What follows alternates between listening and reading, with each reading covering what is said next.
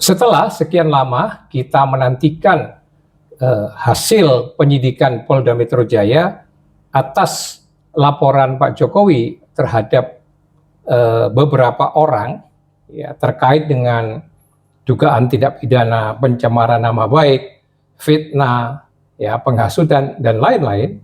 Hari ini, ya, kurang lebih 1 jam yang lalu, Polda Metro Jaya melakukan konferensi pers mengumumkan telah ditetapkannya tersangka, ya, 8 orang dibagi dalam 2 klaster, 5 dalam klaster 1 dan 3 di klaster kedua.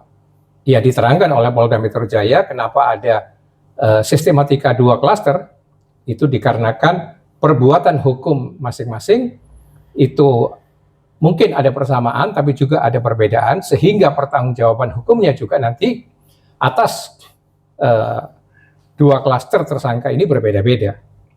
Ya.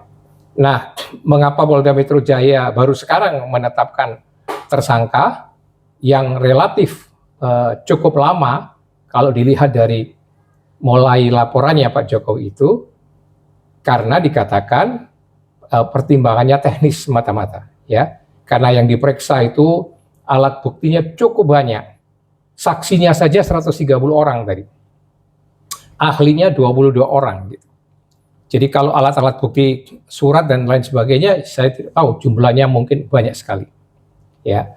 Tapi dengan cara semacam itu Polda Metro Jaya menunjukkan perilaku penyidikan yang profesional, proporsional, akuntabel, dan transparan.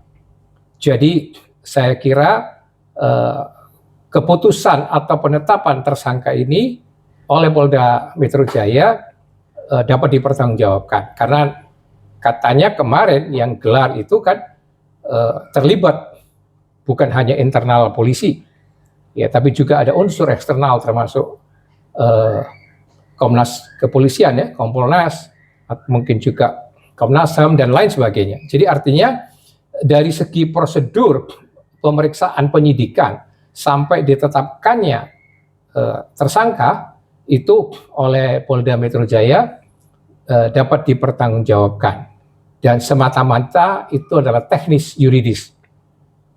Tidak ada unsur-unsur lain termasuk unsur politis dan sebagainya. Itu yang ditegaskan oleh pihak Kapolda, ya.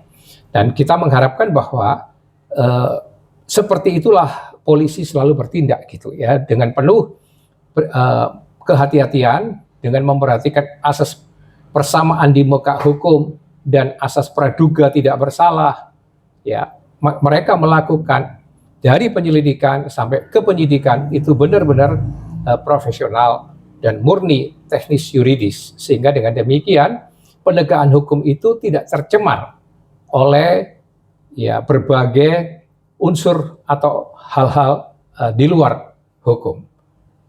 Independensi kepolisian sebagai penyidik, ya, dan keprofesionalan penyidik melakukan kewajiban penyidikannya itu adalah dambaan dari setiap masyarakat, khususnya setiap pencari keadilan. Nah, dengan telah dipastikan ditetapkannya tersangka, 8 orang tersangka yang terbagi dalam 2 klaster tadi, menurut saya sekarang selesai sudah petualangan dari RRT ini, ya, Roy Suryo, Rismond Sianipar, dan Tifa. Petualangannya selesai, ya, cukup finish sampai di sini, ya,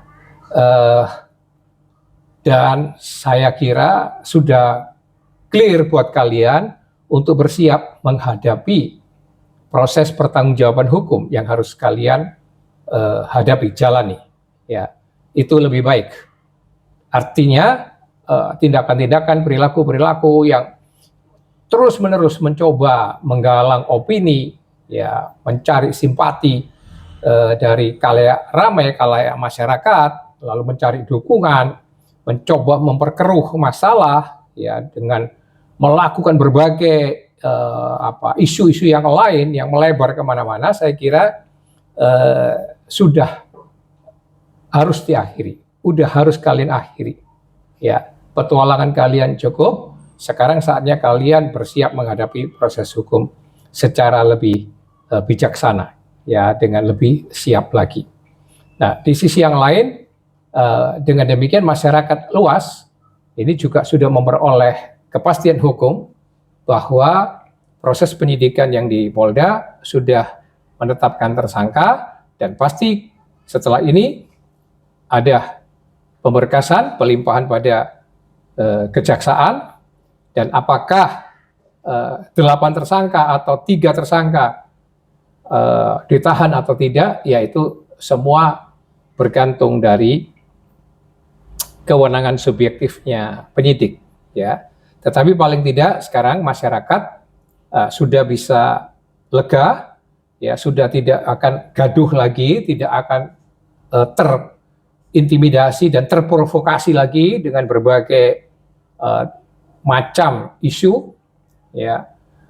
Dan dengan demikian kita mengharapkan suasana lebih sejuk, ya, lebih damai, dan saya mengharapkan bahwa seluruh anggota masyarakat yang selama ini sudah terprovokasi dengan berbagai action dari kelompok mereka ini, berhentilah, ikut berhenti dan lakukan kegiatan yang produktif. Ya, itu lebih baik daripada kalian hanya ikut teriak-teriak ke sana kemari dan sebagainya, ya, terprovokasi, hanya terhasut oleh suara-suara itu, diadu domba begitu. Maka lebih baik kembali ke jalan yang benar, yaitu lakukan kegiatan-kegiatan produktif, kegiatan yang lebih baik, lebih penting untuk menata hari depan kita, ya, hari depan kalian, daripada mengikuti gerakan-gerakan yang kontraproduktif itu, ya. Dan tadi dikatakan juga oleh Polda, meskipun sekarang sudah ada 8 tersangka, tapi penyidikan itu bukan berarti sudah finish, sudah tertutup, tidak, masih akan terus bergerak, ada pendalaman, bukan tidak mungkin, ya, akan menambah tersangka yang lain, karena yang dilaporkan dulu kan 12. Bahkan mungkin bisa lebih kalau ada masyarakat yang sekali lagi tadi terprovokasi lalu ikut-ikutan tuh, ya, melakukan, ya, ujaran-ujaran apapun, sekali lagi yang bertentangan, yang melawan hukum intinya. Jadi dengan demikian kita sudah lega. Sekali lagi petualangan TRS sudah harus berakhir. Cukup sampai di sini dan bersiaplah menghadapi proses hukum. Salam merah putih.